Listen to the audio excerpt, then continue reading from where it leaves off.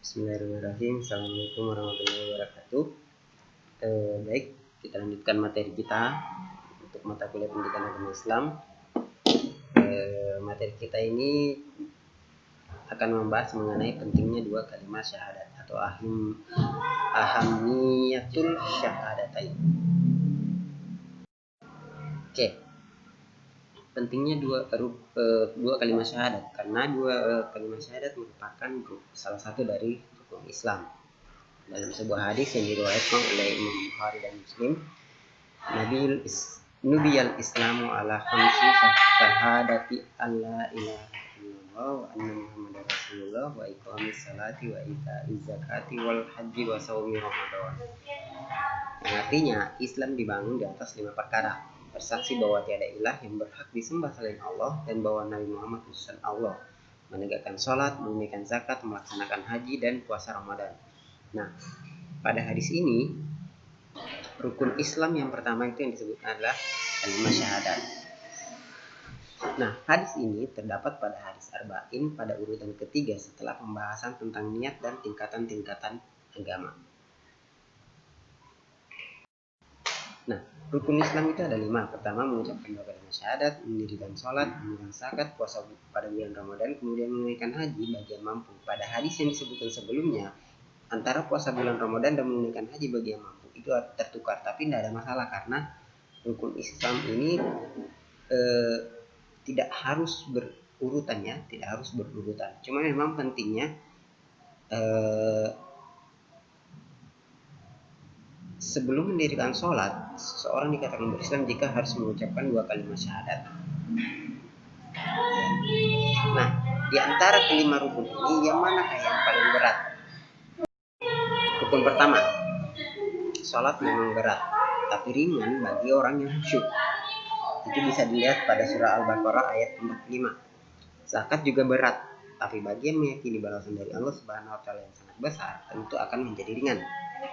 Puasa juga berat, tapi bagi yang beriman dengan baik akan jadi ringan. Haji juga berat, tapi bagi yang bertakwa itu menjadi ringan. Jadi yang menentukan adalah iman yang ditentukan oleh baiknya syahadat seseorang yang merupakan rukun pertama. Nah, mengapa kalimat syahadat begitu penting? Karena dia diletakkan di urutan pertama dalam rukun Islam. Berarti syahadat itu sangat-sangat penting. Kemudian ia menjadi titik tolak baiknya rukun-rukun selanjutnya. Jadi kalau syahadat seorang itu bagus, maka yang rukun-rukun yang lainnya juga pasti akan bagus. Dan itu juga yang menjadi pembeda antara seorang muslim dengan non-muslim. Nah, ini yang saya maksud. Syahadat merupakan pintu masuk Islam. Bagi yang orang kafir yang mau masuk Islam. Nah, setelah ia mengucapkan syahadat, maka ia muslim apapun niatnya, karena niatnya seseorang itu bergantung dengan hatinya dan itu urusannya dia dengan Allah. Kenapa bisa seperti ini? Karena pernah suatu ada kisah Usama bin Zaid pernah bertempur dengan orang kafir. Setelah orang kafir itu terdesak dan hampir dipenggal, segera ia bersyahadat. Tapi Usama tetap membunuhnya dengan alasan bahwa orang itu bersyahadat agar dia tidak dibunuh. Kemudian kejadian ini dilaporkan oleh Rasulullah SAW dan Rasulullah SAW pun marah. Kemudian Rasul berkata, kenapa engkau tidak belah saja dadanya? Maksudnya Rasulullah ini kenapa berkata demikian? Dari mana engkau tahu bahwa ia bersyahadat supaya tidak dibunuh? Nah, makanya Rasulullah bersabda mengatakan bahwa kenapa engkau tidak membelah dadanya? Kemudian berikutnya adalah tidak ada syahadat ulang. Ada sementara kelompok muslim yang mewajibkan syahadat ulang bagi muslim kalau sudah akil balik. Kalau tidak berarti kafir. Biasanya bagi yang bagi laki-laki yang sudah akil balik atau yang mau disunat itu disyariatkan untuk syahadat ulang. Sebenarnya tidak wajib. Tidak ada istilah seperti itu. Dan apalagi kalau ada tambah-tambahan kalau tidak bersyahadat berarti kafir. Itu lebih salah lagi.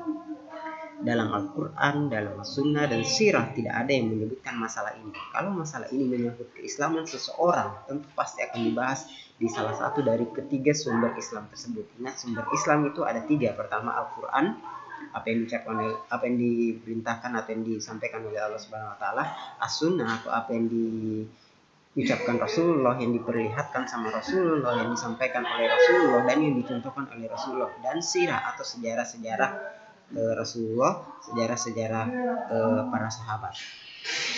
Sayangnya hal ini, syahadatul ini tidak ada dibahas dalam ketiga sumber Islam itu.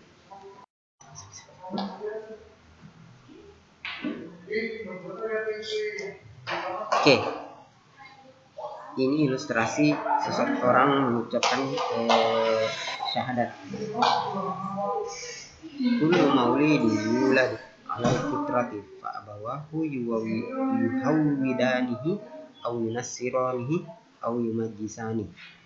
Artinya apa? Bahwa sesungguhnya seseorang yang baru lahir itu fitrahnya dia adalah Islam. Kemudian yang menjadikannya dia, orang tuanya lah yang menjadikannya dia Yahudi, Nasrani maupun Majusi. Majusi itu di zaman Rasulullah adalah penyembah api. Nah, makanya seseorang itu ketika lahir pada dasarnya dia adalah sudah Muslim, sudah Islam. Fitrahnya memang dia sudah Islam. Entah dia orang yang melahirkannya itu bukan Islam ataupun Islam, sudah pasti dia Islam. Cuman orang tuanya lah yang menjadikannya dia Yahudi, orang tuanya menjadikannya dia Nasrani, dan orang tuanya lah yang mengubahnya dia.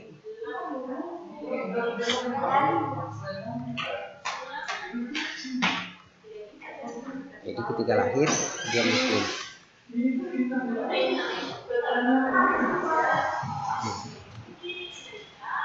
Dan orang tuanya lah yang membuat dia menjadi kafir atau keluar dari fitrahnya dia sebagai seorang Muslim. Nah, mengapa begitu penting? Karena syahadatain merupakan satu-satunya pintu untuk masuk ke dalam Islam. Berarti ini sangat penting sekali. Kalau seorang tidak mau melewati pintu ini, berarti belum Muslim. Meski kita sudah berada dalam rumah Islam, penting juga untuk mendalaminya.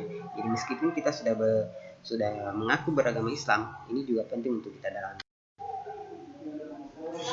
Oke, inti ajaran Islam adalah ikhlas kepada Allah Subhanahu wa taala, kemudian mengikuti ajaran Rasulullah sallallahu alaihi wasallam. Nah, kedua hal ini ada dalam syahadat. Kalau kita ucapkan syahadat asyhadu an la ilaha illallah, itu merupakan inti dari keikhlasan kepada Allah Subhanahu wa taala, menyembah Allah Subhanahu wa taala. Kemudian syahadat yang kedua adalah wa asyhadu anna muhammadar rasulullah, yakni mengikuti apa yang dibawakan oleh Rasulullah sallallahu alaihi wasallam. Sama halnya ketika kita sholat, inti Al-Quran itu ada di dalam surah Al-Fatihah, sehingga wajib dibaca pada setiap. Nah, mempelajari sesuatu lebih mudah dari yang global lebih dahulu, baru yang lebih rincinya. Nah, sama halnya juga kita mempelajari syahadat. Semasa di sekolah juga kan seperti itu. Jadi kita dulu belajar yang umum-umumnya dulu, baru kita belajar yang khusus-khususnya.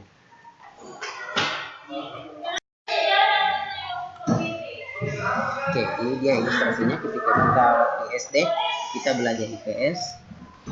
Nanti setelah tamat SD masuk ke SMP kita belajar ekonomi. Setelah tamat SMP kita masuk ke SMA kita belajar akuntansi dan seterusnya, belajar manajemen, belajar dan lain-lain. Begitupun ilmu politik dan sosial, kita belajar ilmu politik, hukum internasional dan seterusnya, sastra Indonesia, sejarah dan lain-lain. Nah, mulai belajar dari syahadat. Fa'lam annahu la ilaha illallah wastaghfir li dzambik wal mu'minina wal mu'minat. Maka ketahuilah bahwa sesungguhnya tidak ada Tuhan yang berhak selain Allah, dan mohonlah ampun bagi dosamu dan dosa orang-orang mukmin, laki-laki dan perempuan. Harus mulai dari mana kalau kita ingin melakukan perubahan masyarakat? Pertanyaan ini jawabannya sangat sulit. Rasulullah SAW sendiri bingung. Coba lihat dalam surah ke-7 ayat 93.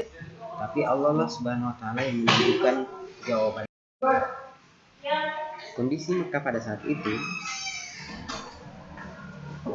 dilihat atau ditilik dari sisi politik. Kondisi Mekah berada di bawah bayang-bayang dua raksasa, Romawi dan Persia. Banyak daerah subur yang dikuasai oleh kedua raksasa itu. Dari segi ekonomi, harta yang banyak dimiliki oleh segelintir orang, sementara sebagian besar masyarakat hidup miskin. Kemudian yang kedua, mengakarnya riba. Dari segi moral, cara pernikahannya ada al-istibda, al-muqaranah, asyigar, perkawinan warisan, perkawinan mut'ah, dan menggabungkan dua istri kakak beradik kandung. Kemudian maraknya minuman keras dan judi itu sudah menjadi kebiasaan warga Mekah pada saat itu. Nah, kenapa penyebaran Islam tidak dimulai dengan gerakan politik? Kalau kita melihat bahwa Sallallahu Alaihi Wasallam itu sudah sangat dipercaya oleh masyarakat Mekah pada saat itu. Dari kepercayaan ini, Rasulullah SAW tentu bisa mengobarkan semangat kearaban untuk melawan tirani Romawi dan Persia. Kemudian setelah sukses, baru menerapkan kalimat tauhid. Tapi kenapa hal itu tidak dilakukan? Kenapa harus memulai dengan syahadatain? Kalau hanya mengobarkan semangat kearaban saja lalu berhasil, maka sungguh hanya berpindah tirani dari tirani Romawi atau Persia ke tirani Arab. Yang Allah inginkan tidak seperti ini. Yang Allah inginkan adalah tauhid tegak dari langkah pertama. Nah, makanya penyebaran Islam di awal-awal di kota Mekah yang paling ditegakkan itu adalah kalimat tauhid. Semua ayat-ayat atau surah-surah yang diturunkan di kota Mekah, surah-surah pendek itu berkaitan dengan masalah tauhid, sedangkan yang di Madinah itu berkaitan dengan masalah muamalah, jual beli dan segala macamnya. Kenapa tidak memulai dengan revolusi sosial untuk menghapuskan kaya dan miskin? Tidak, bisa saja sebenarnya Rasulullah SAW melakukan hal ini. Dan Rasulullah telah dipercaya oleh Arab.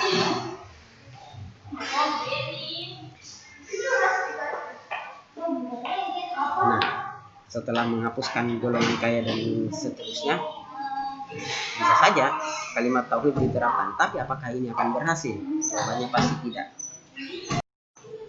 Karena sistem Islam dalam masalah pembagian harta didasari oleh ketaatan kepada perintah Allah, mengharapkan pahala yang besar di sisi Allah dan di akhirat nanti, bukan perampasan yang mengakibatkan dendam antara anggota masyarakat. Dan ini terjadi kalau dari langkah pertama kalimat tauhid itu sudah ditegakkan.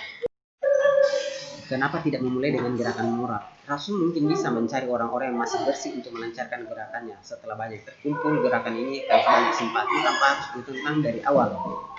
Tapi gerakan moral semacam ini hanya didasari oleh peduli pada perbaikan moral saja, tidak memiliki dasar atau landasan yang kokoh, yang pada akhirnya akan mudah roboh. Nah, landasan kokoh ini harus didasari moralitas, yakni dari kalimat yang benar. Nah, ini yang saya sampaikan tadi. Dalam Sirah Nabawiyah dijelaskan bahwa dakwah Rasulullah SAW di Mekah fokus pada penanaman akidah, tauhid. Barulah di Madinah hukum-hukum mengenai halal dan haramnya itu diterapkan. C. Iman sebelum halal dan haram ini sudah dijelaskan dalam hadis riwayat Imam Al-Baihaqi dalam kitab Sya'bul Iman. Bisa dibaca sendiri. Syahadat hakikat dakwah para rasul. Iya, benar. Setiap rasul yang diutus oleh Allah Subhanahu wa taala pasti membawa kalimat syahadat. Jadi ini semacam seperti pesan berantai. Ini menunjukkan pesan bahwa pesan itu atau syahadat itu sesuatu yang sangat-sangat penting. Wahyu setiap rasul itu bisa dilihat pada surah ke-25 ayat 21, dan kami tidak mengutus seorang rasul pun sebelum kamu, melainkan kami wahyukan kepadanya bahwasanya tidak ada Tuhan yang berhak melainkan aku, maka sembahlah olehmu sekalian akan oleh Nabi Nuh dalam surah ke-59 ayat 7. Sungguhnya kami telah mengutusmu kepada kaumnya, lalu ia berkata, wahai kaumku, sembahlah Allah sekali-sekali, tak ada Tuhan bagimu selainnya. Sungguhnya kalau kamu tidak menyembah Allah, aku takut kamu akan ditimpa azab di hari yang besar. Nabi Hud dalam surah yang ke-65, dalam surah yang ke-7 ayat 65, dan kami telah mengutus kepada kaum Ad saudara mereka Hud, ia berkata, hai kaumku, sembahlah Allah sekali-kali, tiada Tuhan bagimu selainnya, maka mengapa kamu tidak bertakwa kepada Nabi Soleh juga demikian, Nabi Syuaib pun demikian. Nah, karena syahadat merupakan keutamaan yang agung. Kalimat thayyibah la ilaha illallah adalah sebaik-baik zikir. Syahadat juga telah memunculkan generasi terbaik umat, yakni khairul ummah, Generasi yang agung ini diakui langsung oleh Allah Subhanahu wa taala dalam surah yang ketiga ayat 110. Jika ingin generasi seperti ini muncul lagi, maka syahadat adalah kunci.